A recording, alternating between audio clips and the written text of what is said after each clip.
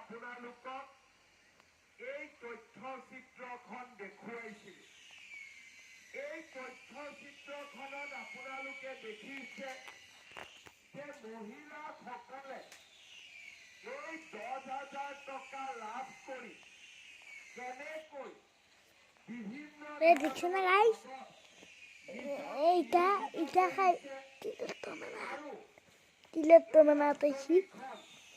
সফল কৰাৰ বাবে চেষ্টা কৰিছে। আমি ছেপ্টেম্বৰ আগষ্ট মাহত পুঁজি বিতৰণ কৰিছিলোঁ।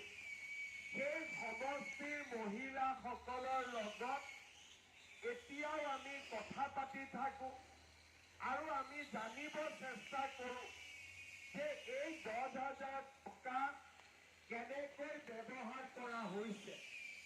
আমাৰ অভিজ্ঞতা যে এতিয়ালৈকে কোনো মহিলাই এই টকাৰ অপব্যৱহাৰ কৰা নাই আৰু সকলো মহিলাই এই টকাটো কিবা এটা নহয় কিবা এটা গঠনমূলক কামত ব্যৱহাৰ কৰিছে।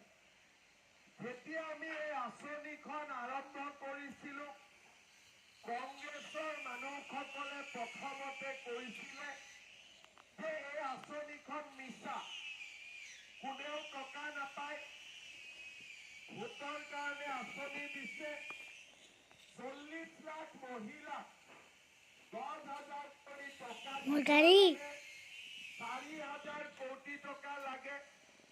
এই চৰকাৰৰ হাতত টকাই নাই, লোন লৈ চৰকাৰ চলি আছে, কোনেও নাপায়। কিন্তু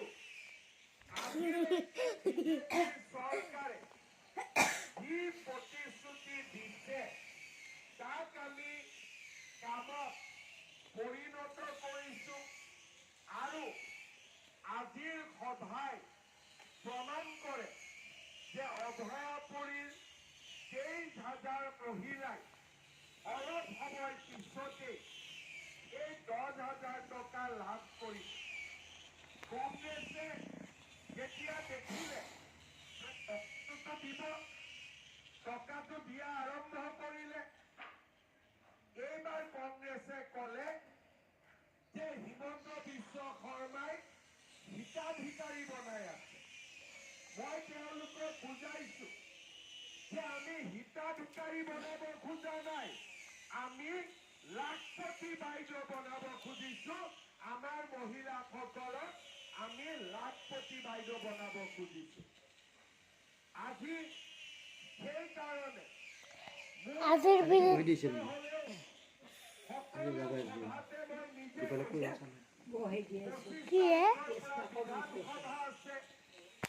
সকলো